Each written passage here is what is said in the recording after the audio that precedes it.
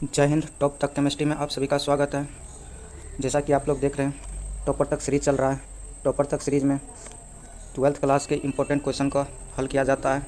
आज हम लोग पढ़ने वाले फेराडे का नियम। फेराडे का नियम बहुत ही इम्पोर्टेंट टॉपिक है, जो कि ऑब्जेक्टिव में भी पूछा जाता है और सब्जेक्टिव में भी पूछा जा सकता है। ऑब्जेक्टिव में इसका सूत्र आधारित क्वेश्चन रहता है, जबकि सब्जेक्टिव में इसके परिभाषा आधारित क्वेश्चन रहता है।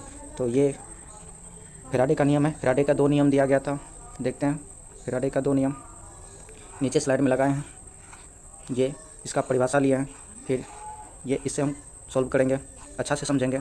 फिर आगे देखते हैं। ये फेराडे का द्वितीय नियम है, इसको भी हम लोग अच्छा से समझेंगे, ठीक है। तो पहला नियम देखते हैं क्या है। पहला नियम फेराडे का विद्युत अपघटन के नियम। 2 नियम दिए थे, जिसमें पहला नियम विद्युत अपघटन।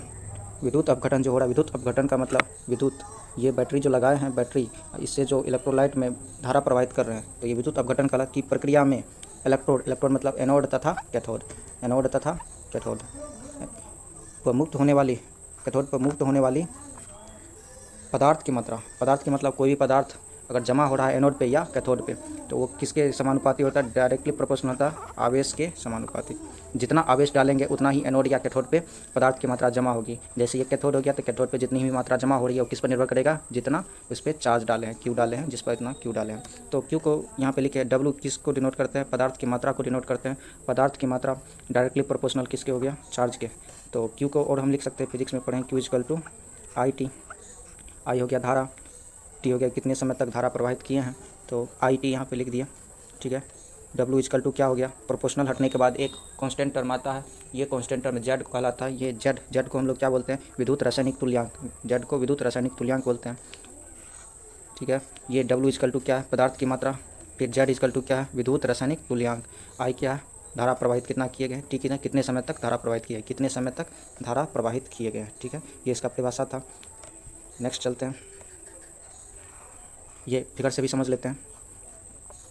ये कोई बीकर में लेते हैं, बीकर में इलेक्ट्रोलाइट मतलब विद्युत अपघटन डाला गया। कौन सा विद्युत अपघटन है?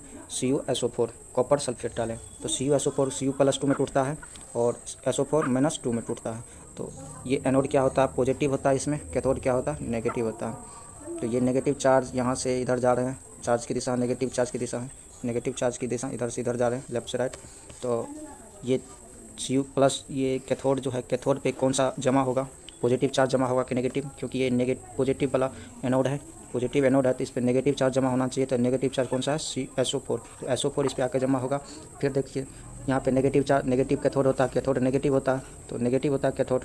तो इस पर कौन सा जमा होगा? इस पर जमा हो जाएगा कॉपर, जमा होगा कॉपर आकर के इस पर जमा हो जाएगा। तो ये पदार्थ की मात्रा यहाँ पे कॉपर आकर के कैथोड पे जमा हो जाएगा।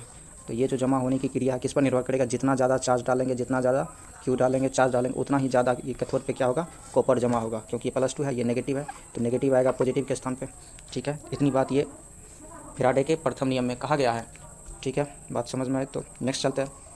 द्वितीय नियम क्या कहता है? द्वितीय नियम कहता है दो या दो से अधिक इलेक्ट्रोड पर समान धारा, वही धारा जिसमें पहले धारा प्रवाहित किए थे, समान समय, उतने ही समय पर दोनों इलेक्ट्रोड में उतने ही समय तक प्रवाहित करते हैं धारा। तो इलेक्ट्रोड पर, एनोड या कैथोड पर मुक्त होने वाली पदार्थ की मात्रा किसके समानुपाती होता है? तुल्यांकी भार के समान। तुल्यांकी भार को ई से डिनोट करते हैं। ये इसका क्या बनेगा? कैथोड बनेगा। तो एनोड और कैथोड बना। एनोड और कैथोड को क्या किया है? एक बैटरी से जोड़ दिया, बैटरी से जोड़ने पर ये इलेक्ट्रॉन का धारा इधर से प्रवाहित हो रहा है। तो जैसे ही प्रवाहित, तो ये एनोड क्या होता है? यहाँ पे पॉजिटिव होगा, कैथोड क्या होगा? नेगेटिव होगा, ठीक है। तो Cu+2 जाएगा और AgNO3 जाएगा। तो ये जो आवेश का प्रवाह हो रहा है, इसमें धारा समान समय के लिए प्रवाहित हो रहा है, समान समय के लिए धारा। तो जितना भी सब ये मान लेते हैं W1, इस पर कैथोड पे जमा हो रहा पदार्थ की मात्रा, इसमें W2 जमा हो रहा है। टाइम कितना, धारा कितना दे रहे हैं? आई, क्योंकि समान इसमें भी आई ही प्रवाहित करेंगे, क्योंकि समान धारा बोला है। तो टाइम भी क्या होगा? इसका टी ही होगा, इसका भी टी ही होगा। इतनी यहाँ फेराडे के द्वितीय नियम का परिभाषा बोलता है कि जब किसी विद्युत इलेक्ट्रोलाइट में समान विद्युत धारा प्रवाहित करने पर, आई इसमें भी समान विद्युत धारा प्रवाहित करने पर और समान समय तक प्रवाहित करने पर, उस पर पदार्थ की मात्रा, इलेक्ट्रोड पर जो जमा पदार्थ की मात्रा तुल्यांकी भार के समानुपाती, तुल्यांकी भार को ई से डिनोट करते हैं। तो तुल्यांकी भार के समानुपाती होता है W, मान लेते हैं डब्लू पदार्थ की मात्रा, W1 पदार्थ की मात्रा कहाँ पे जमा हो रही है? W1 पदार्थ की मात्रा कैथोड पे जमा हो रही है, कैथोड पे जमा हो रही है। तो किसके समानुपाती हो जाएगा? E1 मानते। E1 क्या है? तुल्यांकी भार। फिर चलते हैं दूसरे कैथोड पे, W2 दूसरे एनोड पे जमा हो रही है क्या? E2 मतलब तुल्यांकी भार जमा हो रही है। तो ये दोनों हो गया इसके समान। जितना ज़्यादा तुल्यांकी भार उतना ही इसमें क्या हो जाएगा? पदार्थ की मात्रा जमेगी, उतना ही ज़्यादा पदार्थ की मात्रा एनोड या कैथोड पर जमेगी। तो ये दोनों इक्वेशन 1 मानते हैं, इक्वेशन 2 मानते हैं। ठीक है, ये दोनों को भाग देने पर 1 को भाग देते हैं 2 से, 1 को 2 से भाग देते हैं तो W1 बट्टा W2 इक्वल टू हो जाएगा E1 बट्टा में E2। यही होता है फैराडे का सेकेंड लॉ। फैराडे का सेकेंड लॉ होता है ये W1 क्या है और E1 क्या है ये दोनों लिख लिया जाता है। W1 और E1 क्या है ये लिख लिया जाता है। तो W क्या है? पदार्थ की मात्रा, पदार्थ की मात्रा। ठीक है, और E क्या है इसमें? तुल्यांकी भार, तुल्यांकी भार,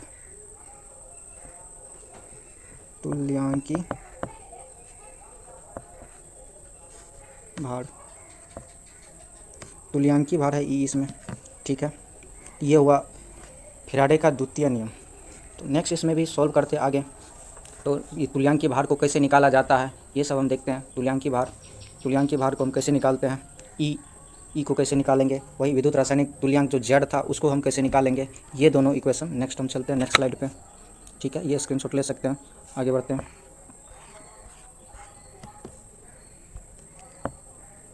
इस स्लाइड पे पहले था W equal to Z I था फैराडे का प्रथम नियम। जेड क्या था उसमें? जेड था विद्युत रासायनिक तुल्यांक, विद्युत रासायनिक तुल्यांक। ठीक है, ये विद्युत रासायनिक तुल्यांक था। इसको हम कैसे निकालते हैं? ये विद्युत रासायनिक तो जेड इक्वल टू होता है तुल्यांकी भार, तुल्यांकी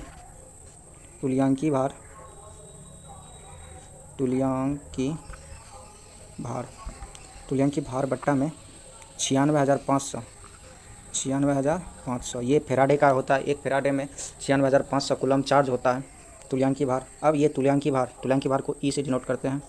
अब ई कैसे निकाला जाए?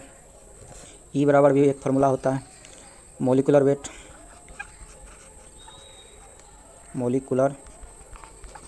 वेट बट्टा में एन फैक्टर। ये एन फैक्टर जो होता है ना, ये चार्ज देखा जाता है। साल्ट है तो ये कितना चार्ज उस पर आ रहा है, तो जितना चार्ज की संख्या होता है वो उसकी एन का वैल्यू हो जाता है। ये एन फैक्टर होता है। वही एसिड में होता है H+ में कितना है, कितना H+ दे रहा है ये देखा जाता है। और OH- बेसिक में देखा जाता है OH- कितना दे रहा है। ठीक है, तो ये एन फैक्टर, वो एन फैक्टर की संख्या उससे निकाला जाता है। तो ये दोनों जेड इक्वल टू, ये W इक्वल टू क्या हो जाएगा फॉर्मूला नेक्स्ट फैराडे के प्रथम नियम से क्या होता है? ZIT, जेड क्यू हो जाएगा ना, ZQ। इसको ऐसे भी लिख सकते हैं ना, जेड की जगह पे हम क्या लिख सकते थे? ये वाला फॉर्मूला ई बट्टा में, इसको हम 96,500 लिखे या F लिखे, 96,500 इंटू में Q। ठीक है, ये लिख सकते हैं। Q की जगह पे IT भी लिख सकते हैं, ये फार्मूला से क्वेश्चन बनता है, ये फार्मूला से न्यूमेरिकल बनता है। तो जब भी न्यूमेरिकल बनेगा तो ये फार्मूला से बनेगा, जिसमें ई हमको क्या है, ई हमको इस फार्मूला से निकाल लेंगे। मोलिकुलर वेट बट्टा में कितना चार्ज दिया हुआ, चार्ज की संख्या। फिर देखते हैं ये निकालने के बाद, उसके बाद ये क्यू तो आवेश ही है, कितना इस पर आवेश दिया गया है, कितनी देर तक, या IT कितने देर तक इस पर धारा प्रवाहित किया गया है, बट्टा में क्या कर देंगे 96,500 से भाग दे देंगे। तो ये हो जाएगा, निकल जाएगा हमको पदार्थ की मात्रा, निकल जाएगा एनोड या कैथोड पे कितनी पदार्थ की मात्रा जम रही है। तो ये था फैराडे का नियम। तो ये फैराडे का नियम ख़त्म हुआ। ठीक है, ये आप लोग याद रखेंगे। आशा करता हूँ आप लोग समझ में आ गए होंगे। तो इस चैनल को सब्सक्राइब कर दीजिएगा। तो आप लोग आशा करते हैं ठीक ही होंगे। जय हिंद, लव यू दोस्तों।